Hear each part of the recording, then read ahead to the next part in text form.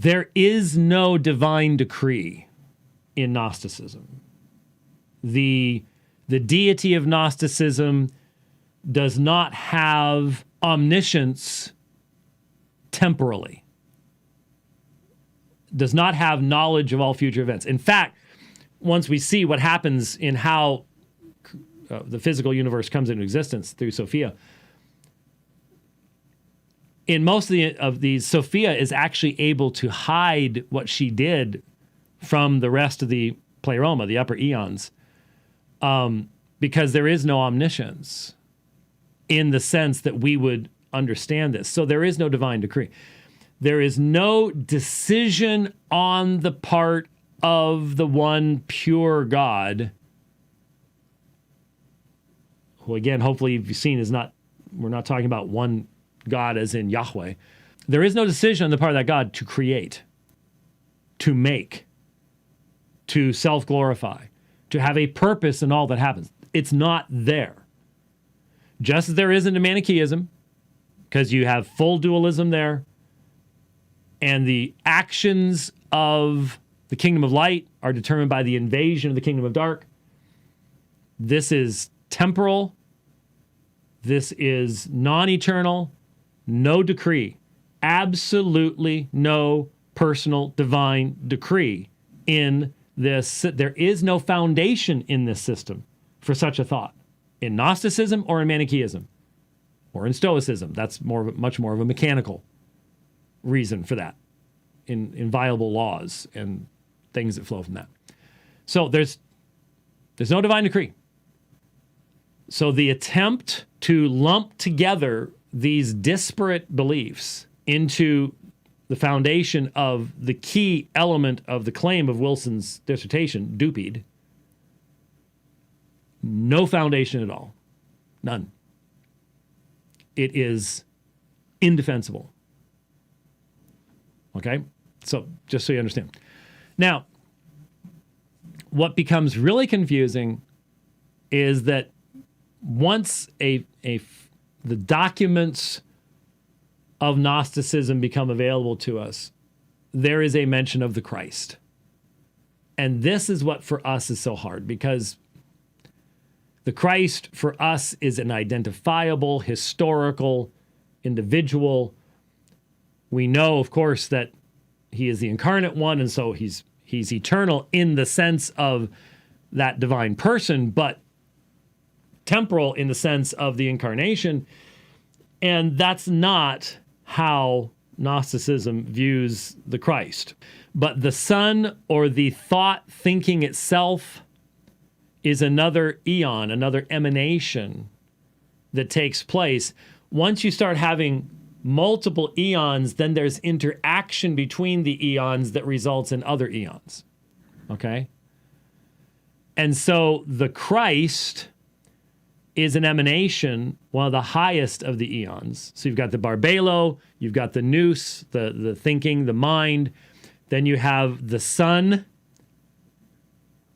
the Christ, which is the thought thinking itself. So you can see how the mother is called thought, the Father is called thinking. And so the result of the Father and the Mother is the Son, which is the thought thinking about itself. And this is so far outside of the rather concrete categories that we utilize that it's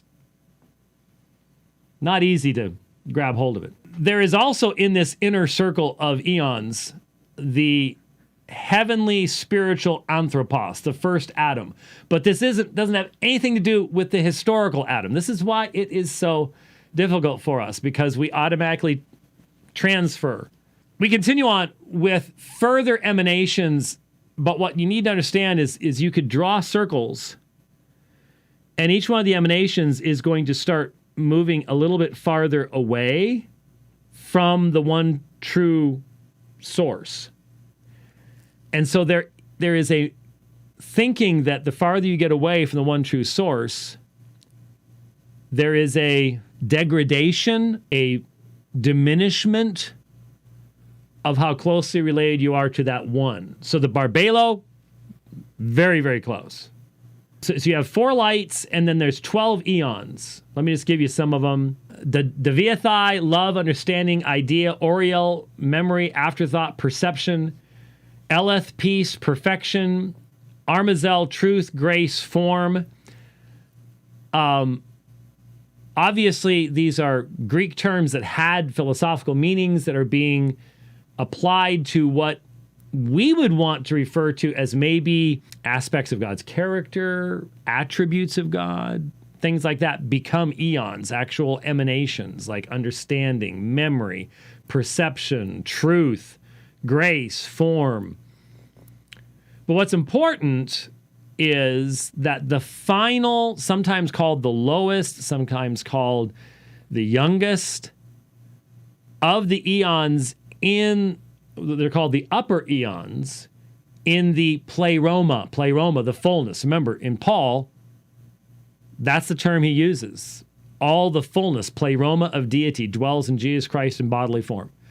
That was a utter refutation of this before this had been expressed. I'm seeing how the New Testament contains prophetic supernatural revelation to equip the 2nd and 3rd century churches to survive.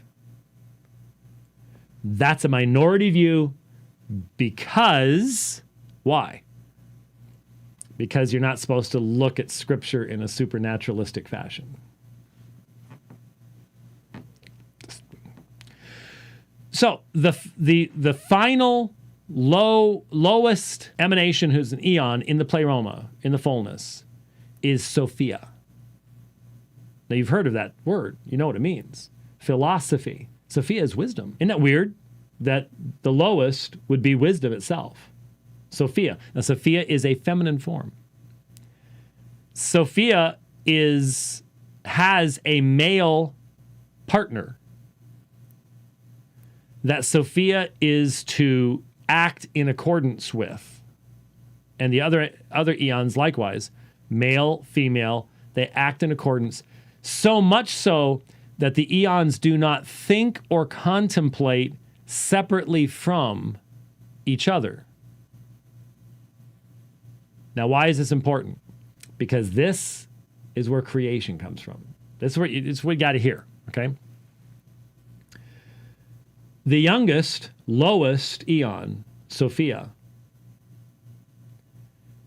chooses to contemplate the one parent, the great one that had always existed and then began these emanations, to approach and to contemplate this one apart from her male consort. This is where creation comes from.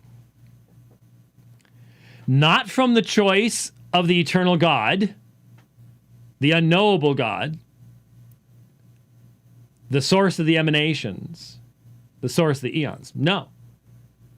That deity never chose to create. It was not his plan to emanate these eons, and then Sophia goes wonky, and that was his plan.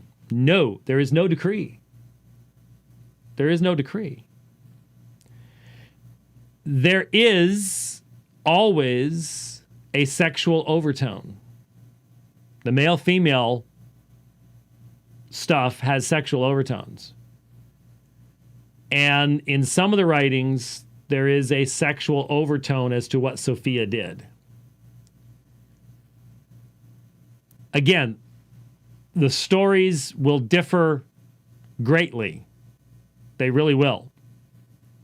But the result of Sophia contemplating apart from her male consort is a sort of a form of self-impregnation that shouldn't happen if she had thought in concert with her male consort, but since she didn't, Sophia is still a divine eon with divine power within her. And thinking is what's resulted in all these other eons emanating from the thought and the thinking, the mind and and the mother and the father thinking mind. And so when she thinks, but thinks improperly outside of the realm of balance, as a result, that divine power within her brings forth a misshapen deity. A deity that has divine power, but is misbegotten, is hideous, called Yaltabaoth. Yaltabaoth. Yaltabaoth is a ignorant yet powerful emanation, being that is given birth by Sophia. Now, various of the forms in some of the schools, one of the other eons comes alongside Sophia, and Sophia is accepted back. Once it's found out what happened, Sophia is accepted back into the pleroma, and Sophia works with some of the other eons to try to undo what has happened. But the point is that Yaltabaoth is the result of a mistake, an error, an imperfection on the part of the lowest of the emanations, the eons, from the one true God. Yaltabaoth thinks he's the only God. Yaltabaoth becomes Yahweh. So the God of the Old Testament is a hideous, misformed result of an error in the lowest of the eons. And he thinks he's the one true God. He thinks he has all power. He thinks people should only worship him. And he is the one that originates the physical creation. Because he has the power to do so, because he is the offspring of Sophia. So he can do it. And he can try to recreate. So you'll see a lot of diagrams where you've got the pleroma up here, and then Sophia here, and then the connection to something similar down here, where Yaltabaoth tries to imperfectly recreate what he can't really understand, but still has knowledge of through Sophia. And so all of the planetary archons, powers, beasts, I mean, I could just give you the planet, Saturn, Jupiter, Mars, Venus, these are all created. And of course, they're all connected with powers, because astrology and issues like that, central to all of this. But there's connection to biblical characters. So the moon is connected to Abel. Mercury is connected to Cain. You start bringing in Mosaic categories. But the Mosaic God, Moses was deceived by Yaltabaoth. Moses was worshiping the misshapen deity. Okay? So all the powers, demons, everything in the physical universe comes about through Yaltabaoth, who is the misbegotten result of Sophia contemplating the one true God, deity, thing, whatever. So it is then through these powers that Adam and Eve are made. So when you think about it, and in Adam and Eve, part of the mythology in some of the forms is that there is a, and this becomes the light in Manichaeism. It's not quite as defined in that way, but the divine spark that comes from Sophia into Yaltabaoth, then goes into Adam. And then in some of the stories, it's actually Sophia and some of the other eons that bring Eve along. And then Yaltabaoth sees that there is this energy in Eve, and so he attempts to rape her. But the energy leaves before he does so, but he does rape her. That's how evil Yaltabaoth is. There was a absolute detestation of the God of the Old Testament by the Gnostic, which Valentinus mutes because he wants to get Christians in. Okay, so he takes that part of it out. Yaltabaoth becomes Yahweh, but Yahweh is not evil. Doesn't try to rape anybody. He is the master architect, but he's still ignorant. But you don't have this. There is a deeply anti-Mosaic polemic within the Gnostic mythology. There really is. There's a detestation, as there is amongst some Christians today, too. So this ends up resulting in mythologies about Seth and Cain and who has the divine sparks within them, and you end up with a Sethian race, and it gets really, really complex. But for our purposes right now, it's important to recognize that the physical universe in the classical Gnostic Sethian concept, the physical universe was not brought into existence by the will of the eternal one. So there is no purpose. There is no predestining decree. There is no foundation for election. You will end up with different kinds of mankind: spiritual, soulish, animalish. And the Gnostics and the Valentinians, they will all argue about whether the spiritual, whether the soulish can become spiritual, because the spiritual will eventually be absorbed back into the pleroma, into that final place. But it's an absorption. It's not the continued existence of a specific created soul, but an absorption back into the one. There's a monistic concept to it.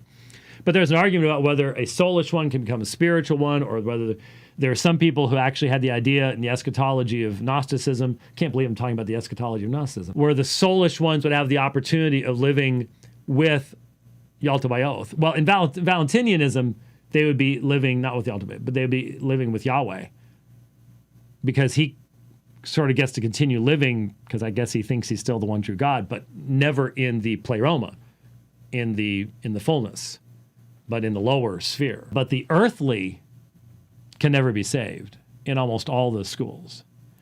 And see, so that is what Christians were arguing against in Gnosticism in regards to an idea of predestination or election. Has nothing to do with what is biblically taught. This has to do with a mechanistic concept down here in the lower regions that have no connection whatsoever with the one God above at all. So you have to keep that in mind. Have to keep that in mind.